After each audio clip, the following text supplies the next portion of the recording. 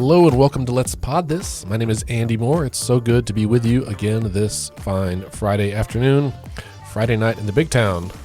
Dr. Melson, how are you, sir? Man, it's Friday, and I'm happy about that. Yeah, me too. I'm also quite happy about that. It's been a long week. My kid's been sick. My wife and I were vaguely sick, I think. I don't know. I'm looking forward to a weekend.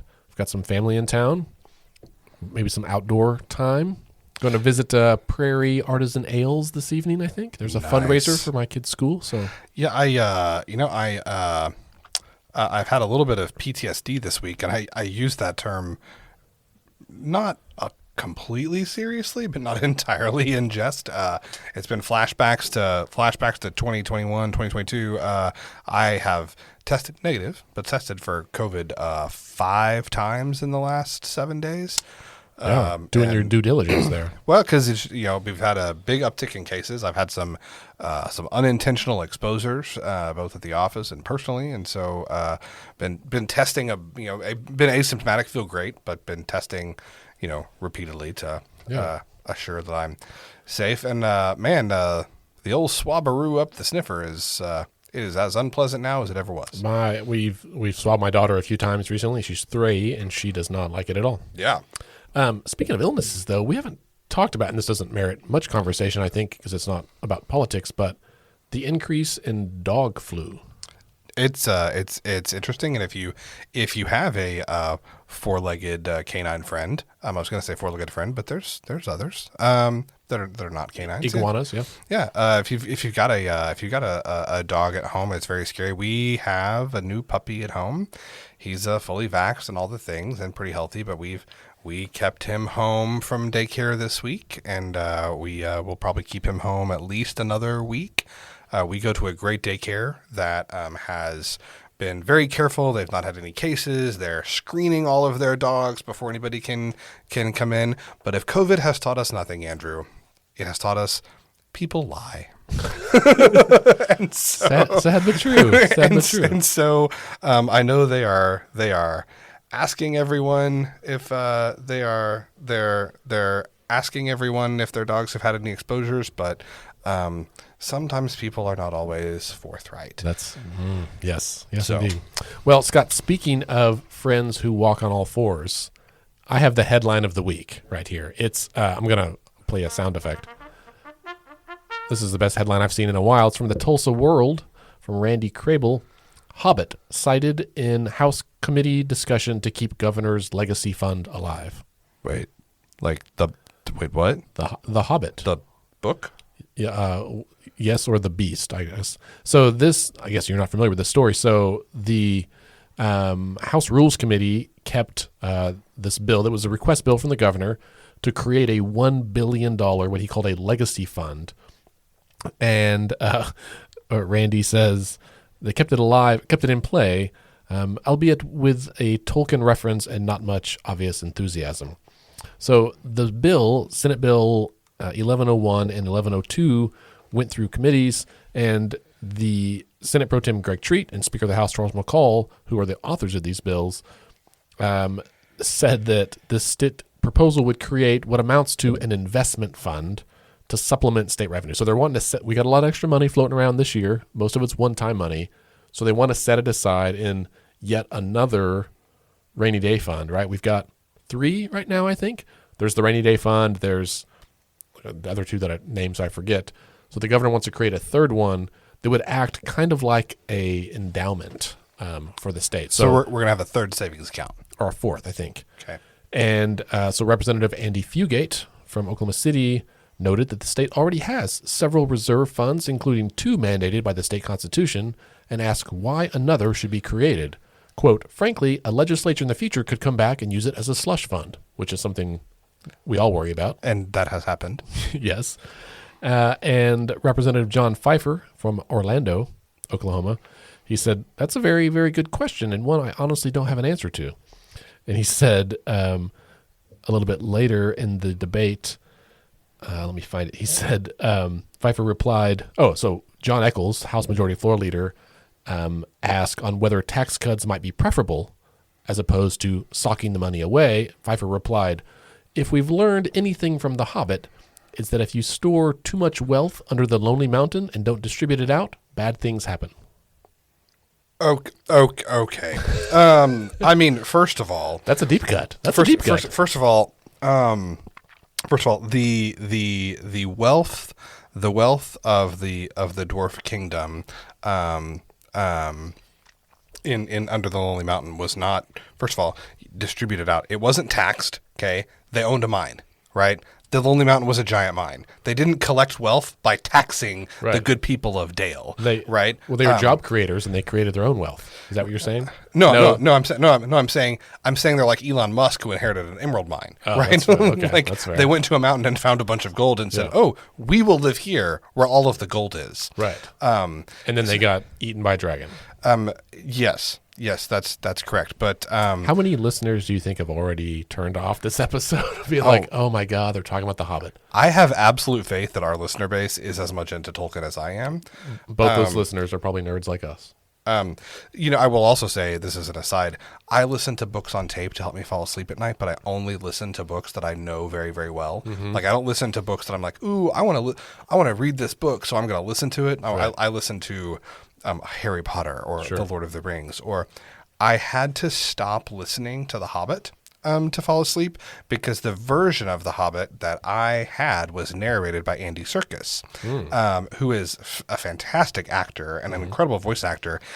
He was the voice of Gollum in the Lord of the Rings movies as well as in The Hobbit. Yeah. And the problem is every time I would fall asleep for like 4 nights in a row, I woke up in the morning with Smeagol screaming "Precious" in my ears at like 12:30. So I had to stop. But that's I could just see you like sitting up like, right, because it was like my precious, Yeah. and I was like, what happened? Oh, now I have to try and go back and to that's sleep. a creepy sound by itself. I mean, yes, right. So I mean, here's the thing. I guess I would say that the better question is for me. I mean, one, do we need another savings? Like, do we need another endowment account? Number one. Number No. two. Answer to one is no. Right. Well, we're talking about cutting taxes because we talk about it at every legislative session. One question that I have: has anybody done the math? Looking at the current rainy day fund, if we cut taxes by, say, I don't know, 0.25% or whatever they're talking about for income tax, which would be permanent, right? The legislature, I Right. mean, you need a 75% threshold in both houses to undo it, which is a heavy lift. And I would say probably impossible. And then we have a revenue shortfall in 3 years. Obviously, this is dependent on like how big the revenue shortfall is. But I am curious, how long would our current savings last? So, we shouldn't be talking about a bigger savings account. It's big enough, but we also shouldn't be talking about cutting taxes either, right? Like, why would you create a savings account and then put yourself in a position where you're going to use it? Right. That's exactly right. Like we know that hard times are going to come, right? Even if we do everything right, hard times are going to come, which is why the money's there. And if we spend it before then, we run the risk of it not being there and being in a really bad spot. A better data point for you, Scott, is I think that, and I know this is from OK Policy. I think their number of the day yesterday was if the legislature cut the taxes by it was 1/4 or 3/4%, the average Oklahoman would save $93 a year, right? So that's less than $10 a month. How much would the top 1% save? Oh, quite a bit more, I'm Yeah. sure, right? So like anything like that is across the board is much more money for the wealthy. So that's, I mean, a huge argument against doing that kind of thing. That bill passed, but it has the title off and the enacting clause stricken. So we'll see what happens. That doesn't bode well for that bill. But stranger things have happened. I guess we'll just wait and see what happens with that bill. Who knows? But while we're talking about the governor, Scott, we should talk about the governor disbanding the state's homelessness council that has been around for like the better part of 25 years, right? It's like a 26-person council. It's been around for a long time. It's called the governor's or the Interagency Council on Homelessness. And Is he is he breaking it up because he feels that we've solved homelessness in Oklahoma City? Or in Oklahoma? I don't think he didn't say that, but reporter Kayla Branch did bring this up during, I assume it was during the governor's media availability today, and she has a transcript of it that she tweeted about. Scott, should we read this?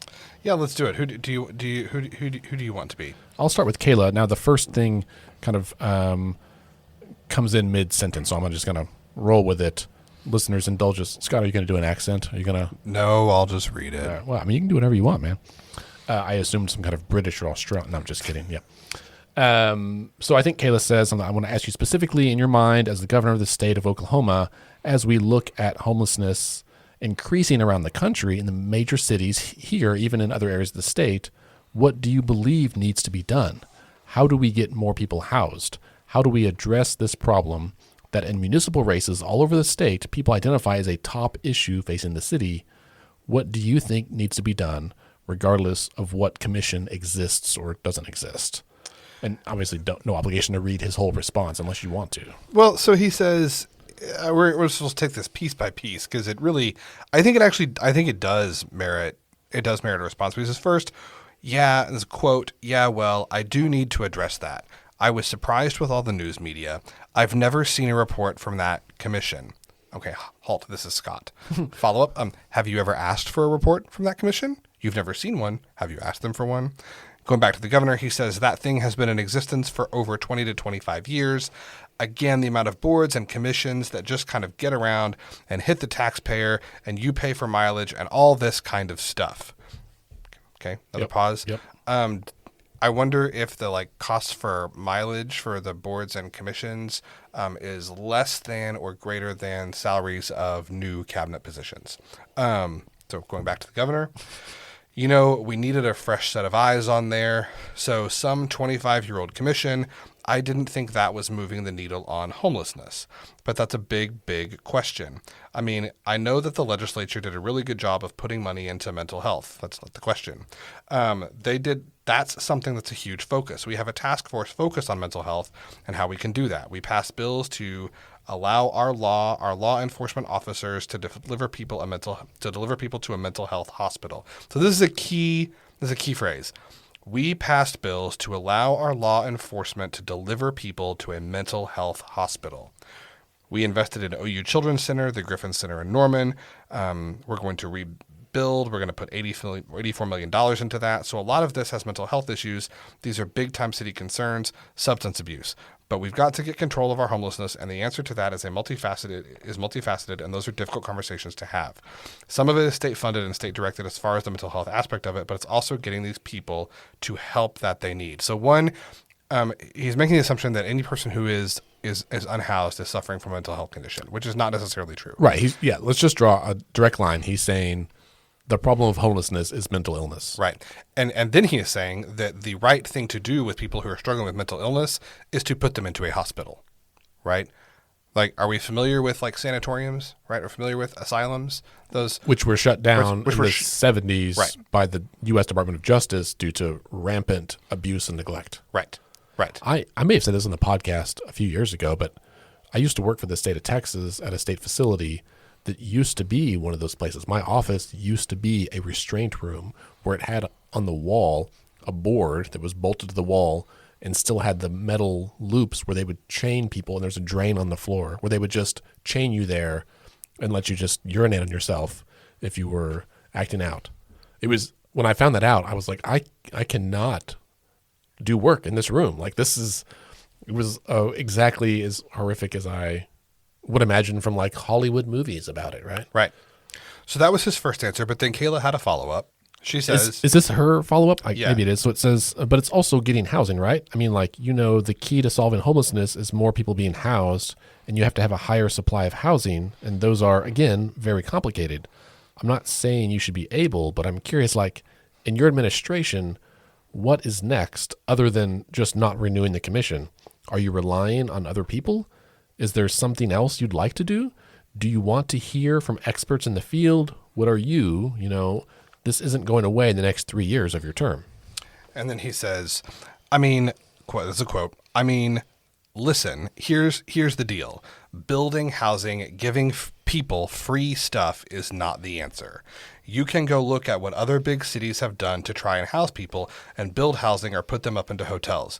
So just kind of insert here. Other big cities do housing first. That's what they do. And it's, I am not an expert on homelessness. However, my understanding is that in fact, the best, least expensive, most cost-effective solution to homelessness is actually supplying folks who are struggling with homelessness with free or low-cost housing. That is the answer. That is the solution. So when he says building housing, giving people free stuff is not the answer, in fact it is. And that's not my opinion. That's backed up with data. People need jobs. People need jobs. They need the mental health. I'm back to the governor now. They need mental health that they need. They need mental health that they need. Okay. There's the drug addiction. And there's people out there that for whatever reason are refusing to get the help that they need. So we have a lot of nonprofits. We have a lot of churches around this issue. I am unaware of a church of homelessness. We have investments in mental health. We need to force these folks to get into mental health facilities. Okay? Listen to that. We need to force these folks to get into mental health facilities. Yeah. So the answer that the governor is proposing to homelessness is to forcibly, if you're charitable, forcibly hospitalize. You can also say incarcerate people into mental health facilities. Mm-hmm. Institutionalize. Right. He says, but we're not going to allow tents. As long as I'm governor of Oklahoma, we're not going to build housing. Wait, okay, stop.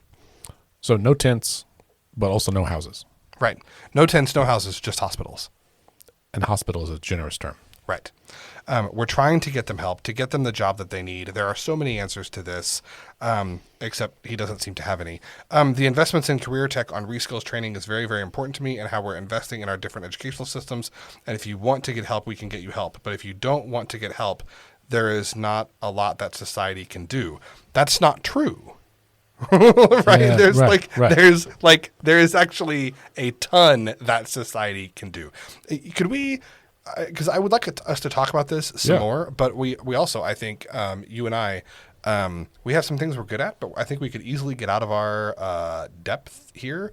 I wonder if we could, in the next couple weeks, we could get someone from the Homeless Alliance on the show. Oh, for sure. To talk about this, because this, I mean, to me, the fact that he just doesn't want to really engage on homelessness at all, that's a big deal. But the fact that the governor of Oklahoma is on the record with a quote saying we need to force these folks to get into mental health facilities, that should be a national headline, right? Governor of Oklahoma calls for reinstitution of asylums. Yeah. Truth be told, Scott, about 5 years ago, I was essentially couch homeless myself, right? I could not afford to rent a place to live. I was fortunate that my parents had an extra room that I could move into for a period of time. But mental health was not my problem, right? The cost of housing was my problem. I had a good job, a state job with benefits and all that, but I had 2 kids. I was a single dad. Shit's expensive. And I thought about this the other day. Someone kind of reframed it and said, "Oh, you're couch homeless." And I was like, yes, I guess that's exactly what it means, right? Where you are staying in a house and the generosity of the person that lives there. And that was a really, I think, stark realization. And that is a good scenario. That is not the case for many people. I spent the first 20 years of my career working with folks who live on the streets who actually do have mental health issues, and many of whom also have a housing, right? That's right. I think the governor trying to connect the dots of saying the problem that if homelessness is the problem, the root cause is mental illness and substance abuse. That is not necessarily the case, right? It may be the case for some people, right? But the solution to homelessness is homes, right? That's a pretty easy one, right? I mean, the solution to hunger is food. Right. This is not rocket science. So I disagree with the governor and does the data. Right. I mean, and this is, this is one of my pet peeves, right? There are things about which we can disagree, right? you can disagree whether the best way to incentivize a business is a tax incentive, or the best way to incentivize a business is, maybe having a strong educational system in your state, or the best way to incentivize business development is a great transportation infrastructure. Like those are, and I would say that everyone, most people who would advocate for those solutions in that example could all point to successful anecdotes or even data that supports their position, right? When the governor says there is nothing that society can do, that's not a disagreement that you have with him. He is wrong about that. Right. He's wrong. Yeah. Right. When he says that like housing and giving people housing is not the answer, he is wrong about that. He can have his opinion, but his opinion is not supported at any level by like facts. Right. Right. Well, even his comment in that first section of saying the solution is not to give people free stuff, like that makes me cringe. And also, does that mean he's planning to charge them for the mental health services and the institutionalization? Right. Like that seems ludicrous. I mean, but we gotta fund the tax cuts somehow. And I mean, it makes sense to me that we would give the wealthiest Oklahomans a tax cut and pay for it by charging folks struggling with homelessness for their housing and mental health services. Speaking of this, did you watch the video I sent you yesterday from last week tonight about homeowners? Not yet. Oh my gosh. About HOAs, but just I know I'm going to love it. Listeners, if I can find it again, I'll put a link in the show notes, but there was a recent episode earlier this week, an episode of Last Week Tonight with John Oliver, where he does a deep dive, it's about 23 minutes long, into the topic of homeowner associations, HOAs, right? Community organizations, and what a bonkers deal that is. They are essentially little fiefdoms that operate outside the law because they're allowed to by law. It's nuts. Yeah. They can repossess people's houses. One of the guys in there had his house repossessed by the HOA for $3.54, and they evicted him. His HOA evicted him because he was behind on his fees. That was the whole deal. It's absolutely nuts. Man, I better see if I owe my HOA anything. Do you have one? I mean, it's yes, because it's the historic. Oh yeah, ours is voluntary. Like it's like $25 a year that like helps, and we all chip in and like mow the median together. Right. But I've lived in an HOA when I lived in Edmond in a gated community, and fancy. Well, it wasn't that fancy, but it was like, and I was on the board actually. That was my first. I wasn't elected. I just applied and they accepted me because no one else wanted to do it. But I was like, I think my job there was to hold back the march towards authoritarianism of the HOA president. That's what he wanted to do. I mean, what I've said about HOAs, right? No. They are for. No, I'm not going to say it. One of our two listeners may serve very well on their local homeowners association. Oh, sure. We've got friends that serve on HOAs, and you're probably doing good work. This is not the case, but 82% of the new homes that were sold last year were in HOAs. 82% of the homes in America that were sold last year were in HOAs. Wow. They're taking over. They've exploded since the early 90s on like their prevalence. When are they going to start having their own? Do you know what somebody should do? They're putting up traffic cameras. They should have a militia. I guarantee there are HOAs with armed guards out there. 100%. No, they didn't talk about it, but they should have militia, right? A well-regulated militia. Just like it's essential to the security of a free state. Dudes in coats like marching around. Don't give them ideas, Scott. Just drills on the golf course, right? Right on the. But that's the thing. It's not even golf courses. It's on like the fairway. Just regular neighborhoods. You don't even have to have nice amenities. Like, it's just. I mean, the neighborhood I lived in with the HOA, we had no pool. We had. I mean, our park, and that's a generous statement, was like a playground by the gate with a few picnic tables, and our dues weren't that much. It was like $250 a year. It was reasonable, but it was still. I was like, this is going to go badly if we don't rein this in. Anywho, listeners, you should watch that. It's a real uplifting story. A real humdinger. A real humdinger. Scott, let's talk about the State Department of Education. Scott, I'm just going to say it. We have a new sound effect this week. This is our Ryan Walters sound effect. It's like Pruitt Watch, but this is Walters Watch. I do love the alliteration. That is good. Yeah. So this is the theme to Debbie Does Dallas that I found for free online. We chose this because Walters so often talks about pornography in schools. Now, this story is not about pornography in schools. This story is about how Walters is no longer the Secretary of Education for our state, right? This was an appointed role, appointed by the governor several years ago, and because the governor has a new term, he was going to have to be reconfirmed by the Senate. It sounds like, Scott, that the Senate was not keen on reconfirming Secretary Walters. Yes, he has not been known for making a lot of friends at 23rd and Lincoln even before he won his election as state superintendent, but even certainly since then. So I was not surprised by this. And then A.G. Drummond came out and issued an official opinion saying that in the news again that you can't draw salaries both as a cabinet secretary and as an elected official. Yeah. Now, there was some consternation about this because Sandy Garrett, a previous superintendent who also served as Secretary of Education, did both at the same time. That's like 20 years ago. But the difference is that when Sandy Garrett was in office, the secretary role was largely ceremonial, but now it has some actual decision-making power, and that's why you can't do both. Yeah. It's also interesting because, Walters, I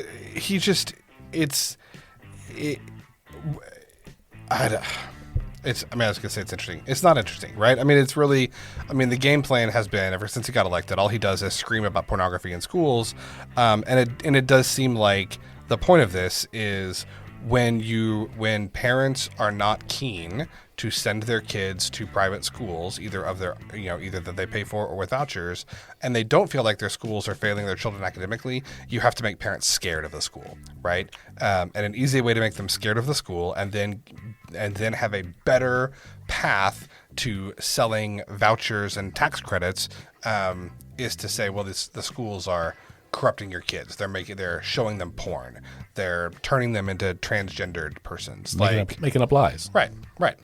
Yeah, so in his stead, the governor appointed somebody new to be secretary, and he reconfigured his cabinet. There's a bunch of positions he did away with and put some new ones in there.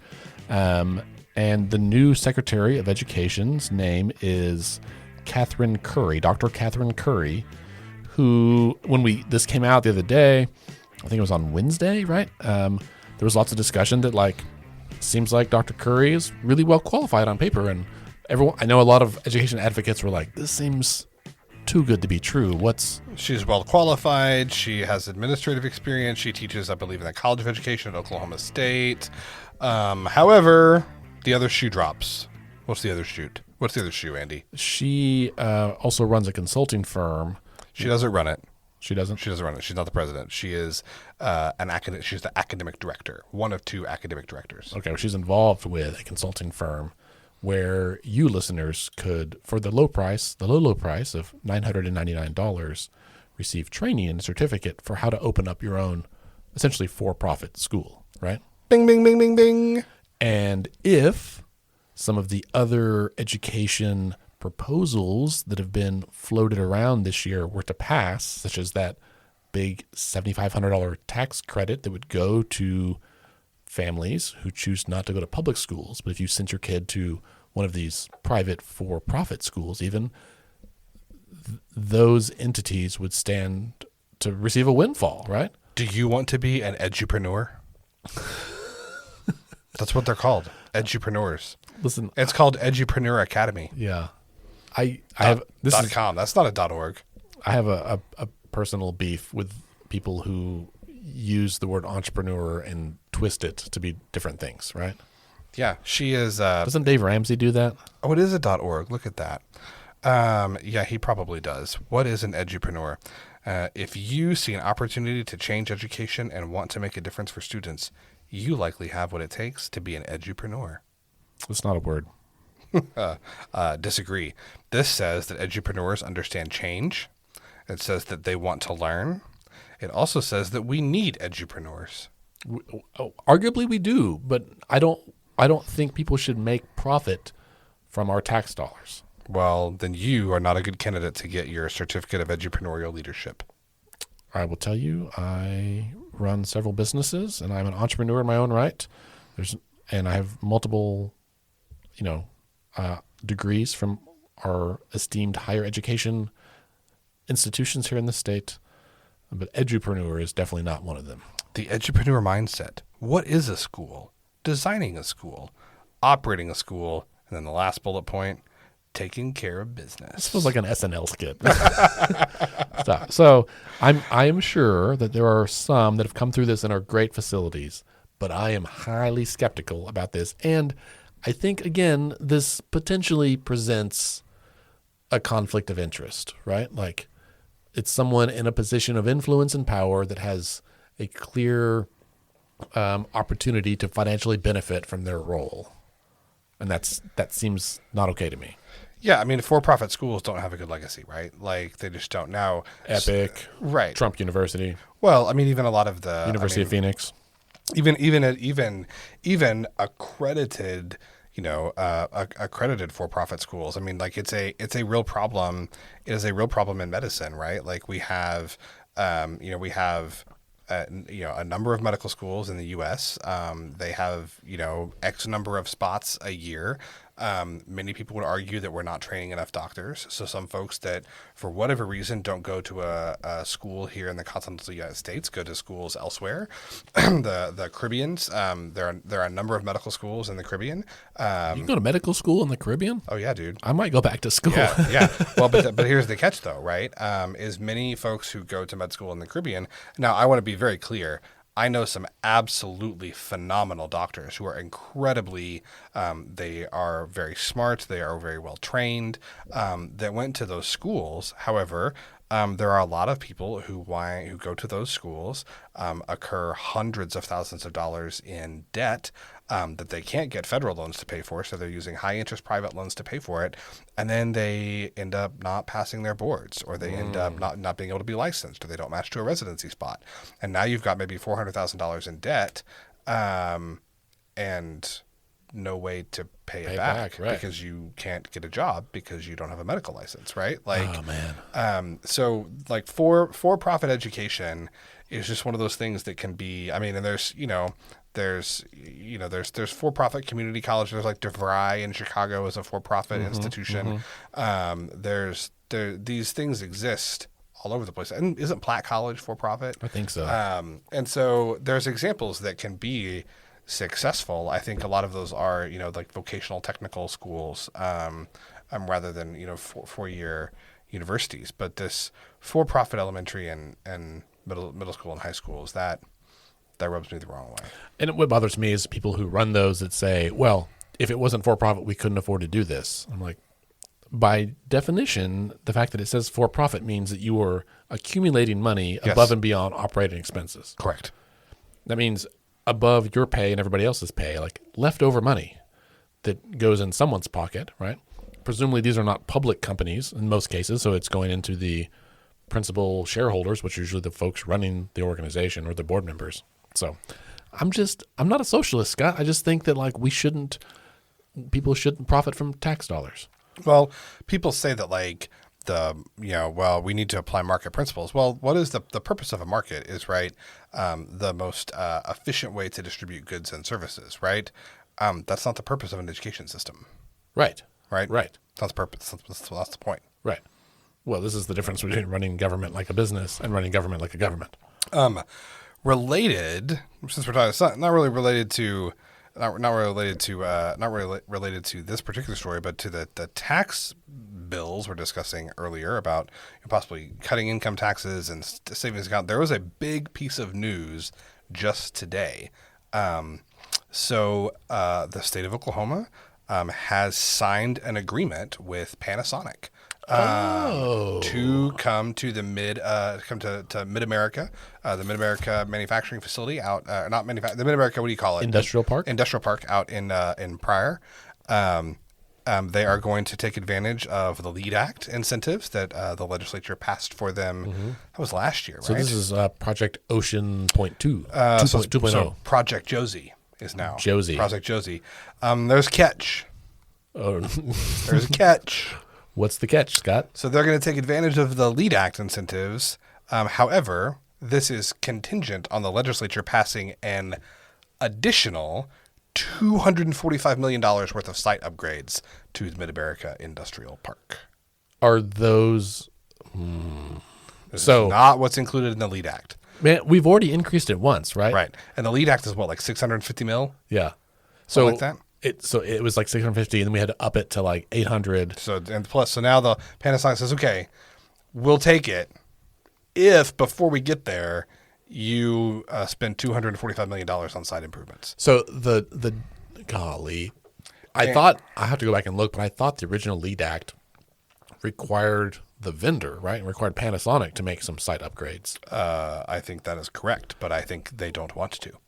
Well, yeah. So they came back to the table and said, "How we'll create jobs if you invest in the land." So basically, it means if we spend $245 million for site upgrades, then they'll come in and invest whatever they invest to build the facility and hire staff. And if they meet those benchmarks, then we give them up to an additional $600 million or something, right? Yeah.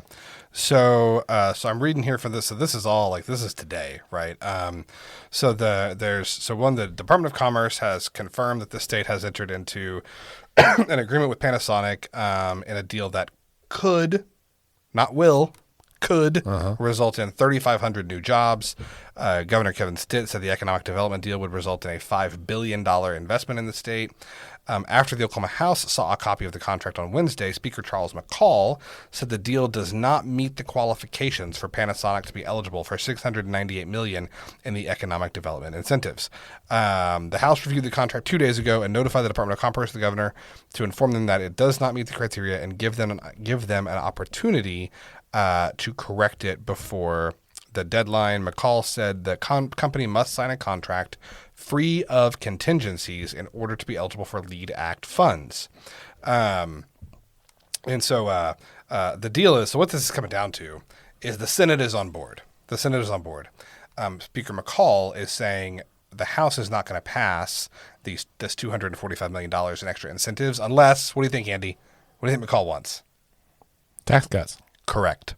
The Senate does not have an appetite for tax cuts. Wait. But McCall says, we will only spend the $245 million extra dollars if you agree to let us cut revenue.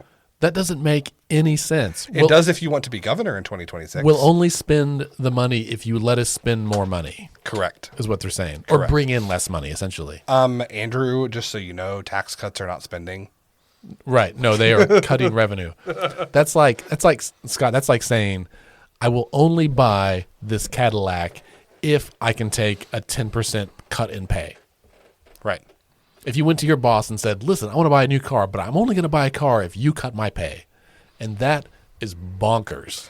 My boss would say, I don't care what you do about the car, but I'll happily cut your salary. It's nuts. But that is no way to govern, man. That's no way to run a state. Right. But McCall wants to run for governor, saying he cut taxes in his last term as speaker. I know McCall does, but I'm talking about, I want our listeners to understand how crazy this idea is. It's good for Oklahoma, Andy. No, it's not. It is. Do you know why it's good for Oklahoma? I know you're being sarcastic. Because the best thing for Oklahoma is for Charles McCall to be governor in 2026. Oh my gosh. That aside, like, this is just bad news from a financial standpoint. No one could manage their home budget this way. I used to live with a guy in college. Okay, but I'm going to stop you right there. Okay. So this is a pet peeve of mine, and you've opened the door. Okay. No one could manage their home budget this way. Or their business. However, that is entirely irrelevant because how you and I manage our budget every month to pay mortgages and for groceries and car, for our car and gas and whatever has absolutely nothing to do with how one should manage a, $6 billion, $10 billion, what is it? Yeah, 8 or 10, yeah. $8 or $10 billion budget for a state of 4 million people. The two things I God, I get so worked up about this because, well, a family can't just keep putting money on their credit card. No, they can't. But you know what? A family doesn't have an economy, and a family is not a state. A family doesn't collect taxes. A family doesn't provide service. Like, you are right. You're right. A family of 4 cannot just print money to like pay their bills. But you know what? A family of 4 is not the United States of America. Well, like this is true. You are right that like a family cannot run their budget. You would never, like, in your example is correct. You would never say, well, I'm going to buy the Cadillac if you're going to cut my salary. Like, yes, this is not how a family would run their budget, but how a family runs their budget has not a thing in the world to do with how the state of Oklahoma should run its budget. It's a point well taken. And I hope, take a deep breath. I do need a button on our soundboard that says, and another thing. The truth, though, Scott, is that whether it's your home budget, it's your nonprofit organization, it's your for-profit oil business, or it's the state of Oklahoma, at the end of the day, it's money in and money out, right? And Oklahoma has a bad habit of deciding to reduce the money in while still spending money out, right? And in some cases, right, in like 2017, they couldn't do that anymore. They realized, oh my gosh, well, we've reduced the money in so much that we have to reduce the money out. And that's what I'm worried about, because we run so lean as a state as it is. We underinvest in things like healthcare, like public education, like mental health, like housing, like all these things that Oklahomans need to survive, much less thrive. And if we continue to always be looking for ways to cut the money in, then we will have to cut the money out, and that hurts people. So I'm going to agree with you, but I'm going to say that the problem is actually, I would say that's a secondary problem. The primary problem here is not just at face value, because there are scenarios actually in which doing both would make sense. Yes. Right? Yes. There are scenarios in which spending the $245 million extra, so that would bring the total cost to 7 would carry the 1, so like that would bring the total cost to like $945 billion, right? Or $945 million. Yeah. There's a lot of universes in which spending $945 million for $5 billion in economic investment makes a ton of sense. Yes. And there are scenarios in which doing tax cuts at the same time also makes sense. A stagnating economy. Yes. Right? Yes. Yes. What's the opposite of inflation? Deflation. Deflation, right? Like deflation, right? It would make sense in that. In a scenario in which tax cuts are at an all-time high, that would make sense. Like, there are scenarios in which spending the money and reducing the money coming in makes sense. The problem here is, one, in Oklahoma right now, none of those apply. Number one. Exactly. Number two, the most fundamental thing is when we cut revenue here, we can't raise it again. Yes. We can't fix it. When this creates a problem, we can't come back in 2 years or 4 years or 6 years and make the problem better. Right. Because we have a history of just like, what do they say? Like cutting taxes with a machete instead of with a scalpel, right? Like we do it willy-nilly without being thoughtful about how this projects out. And I think we've talked about this in the show before, but I had this conversation this week with several partner organizations that I think we as a state need to do what the Congressional Budget Office does and start scoring this stuff on a 10-year outlook, right? Because in that case, it captures the scenarios like you described where investing now pays off in year 7, and you're like, oh, this makes sense. But too often we're just like, it's going to cost this much per year, but we don't extrapolate that out, and so we don't know what it's going to look like 10 years from now. Do you know what is the top rate in Oklahoma right now for income tax rate? Yeah, 5.25%, 4. Correct. It was 5.25. Ooh, I feel hang on. In 2019. Thank you, everyone. I appreciate that. In 2019, do you know what the state and local tax burden rankings reported that the average American pays as a rate in state and local taxes? Say that again. So in 2019, what would you guess is the average rate paid by Americans in state and local taxes? This is just states that have state taxes. Not every state does. Most states have local income tax, or like sales tax. Ding, ding, ding, ding, ding. Carried the one, 7.25. 9.9. Ooh, okay. So not only We are a are low-tax state. income taxes not historically high in Oklahoma, they are half the national average, Yeah. right? Half. Right. Half. Well, And so- Scott, we don't want to be California or Texas. I mean, nobody wants to be Texas, but They don't have it. They don't have state income tax. They have really high property tax in exchange. right. Listen, here's the deal. We pay taxes so that we all get something, right? Right. We all pull our money, we can buy a Cadillac, but any one of us individually may not be able to afford it. But like if we want good stuff as a state, we got to all pitch in a little bit. I'll give you my $93 and you put your $93 and all of our listeners $93 and we can suddenly like fund a therapist to go to a school in an inner city neighborhood that needs a therapist there. Right. This works. Right. Like I know that they're like, and people will probably kill me on Twitter for this, but like, I don't have a problem. I actually don't have a problem with offering a company $1 billion in incentives to come here. If right? it pays off. Right. If it pays off. Right. And the LEAD Act is written in such a way that if they don't invest at least $3.6 billion and create a set number of jobs within 4 years, Right. they have to start paying the money back. Right. Right. And I agree with that. That's why I'm concerned about the $245 million up front now. Right. So I think that public-private partnerships can actually be incredibly effective. I mean, the best local example, My bad. Maps. For those of us, Yeah. Maps has been transformative for Oklahoma City. For certain parts. Right? I mean, yes. That needs to be said. Yeah. And that is correct. But the MAPS model works really well. We should do it elsewhere. Right. And so, when did Maps 1 pass? Like 96? Something like that, yeah. 96, 98, something like that. And they were only going to do it one time. Yeah. And we've done it 4 times now? Yep. 5? 4. Right? And why? Because it has worked so well. Now, we are just now getting around to using it for some things that we could have done with it earlier, right? Like some of the community mental health facilities and senior care facilities. Like, there's other things that we could have and should have done as part of MAPS earlier. And did it. That's another conversation for another time. But the point is, public-private investment works. I read, this was a few years ago, but I read that the total investment of public funds in MAPS and what that is estimated to have generated in private investment, Right. the ROI is exponential.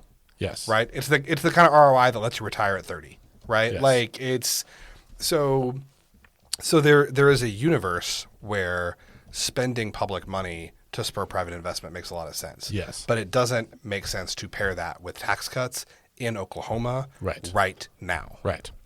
We should move on because we're about out of time for today. I want to highlight a couple of things that I think is odd about all of this LEAD Act stuff.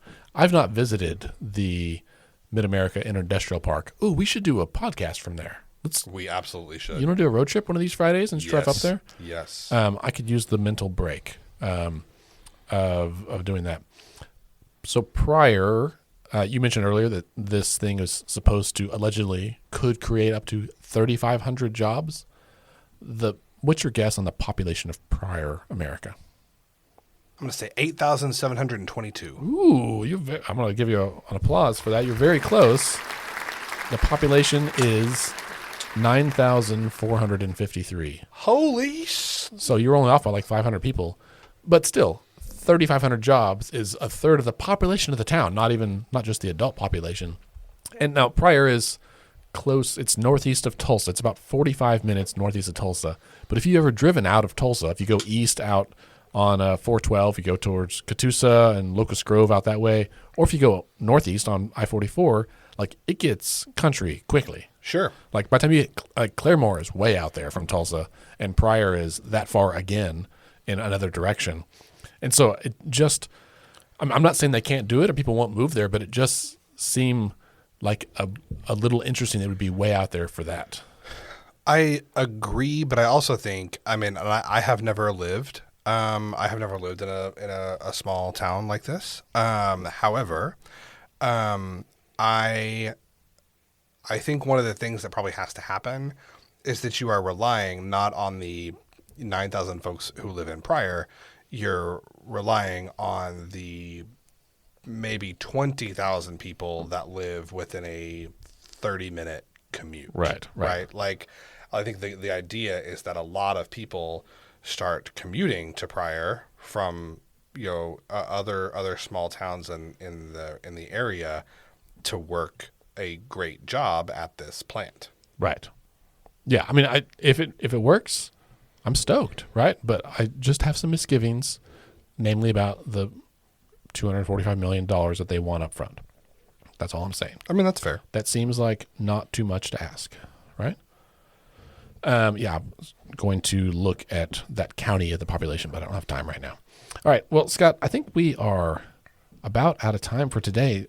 Looking at our notes, is there anything else that we should highlight? Oh, I thought we should highlight things that people should go read about and we can link to in our show notes. One, the Tulsa Race Massacre grave search. So they found what they called major scientific breakthrough. They found some remains and they've got DNA profiles of those people. They don't have a match yet, but they're working on it. I think that's a huge deal. That is a huge deal. That's very, I don't want to say that's exciting is not the right word. What's the right word? It's impactful, right? Yeah, like, sure. There you go. It's an achievement.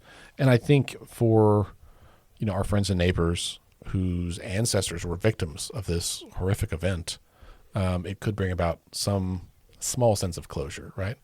The whole process of like unearthing these graves and doing this stuff is really difficult. But there's, hundreds, thousands of people who have big question marks in their family tree. And I think that's a big deal.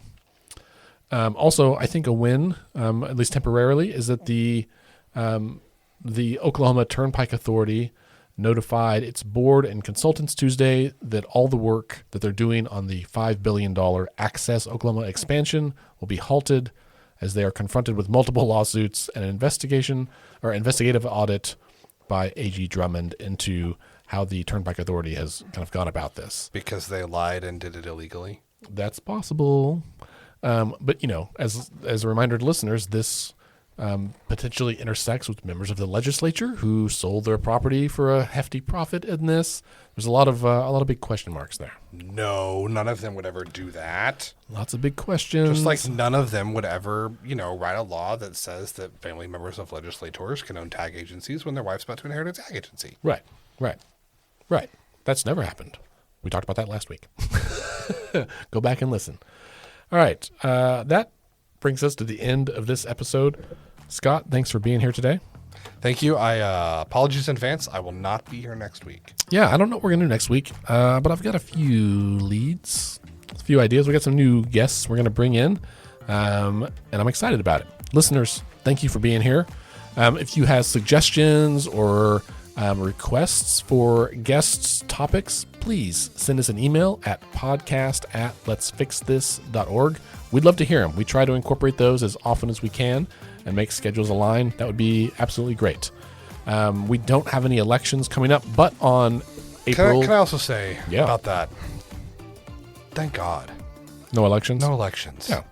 I needed a minute. Yes, but we can't sleep, Scott. We got to be vigilant. No, the off season's when things get done. That's right. Well, we've got to register voters. That's what we got to do. We've got several months before the next election. We got to get after it, folks. So championships are won in the off season. That's 100%, right?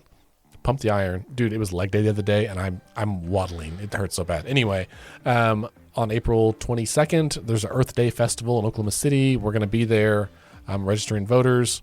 If anyone is in Tulsa, there's a Black Biker Rally coming up next month. We'd love to have a contingent up there registering voters.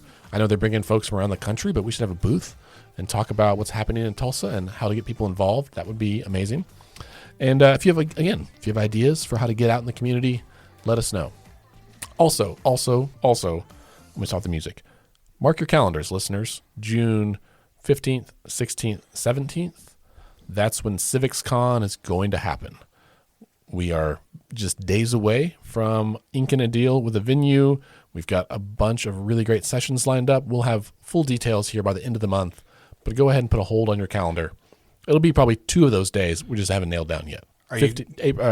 June 15, 16, 17. Are you going to make the contract contingent on site upgrades prior to the event? That's right. If only. You have to upgrade us with sandwiches. Yeah. All right. On that note then, Oh, what happened to my music? Oh, I think we ran out of song, Scott. Well, let's just start it over. Here, we're gonna switch. We're gonna go out on this note, Scott, because I know it makes you smile. Hello, listeners. If you've stuck around this long, we're approaching 1 hour. It's the witching hour. It's time to pony up to your speakers. Get your voter registration out. Your pens inked. Pour yourself a glass of Merlot. Little Bordeaux. We can't even. We're so. All right, listeners. Thanks a lot. Have a good week. Don't forget that decisions are made by those who sign up. Oh, not sign up. Show up. What? Redo. Outtakes. Let's try that again, listeners.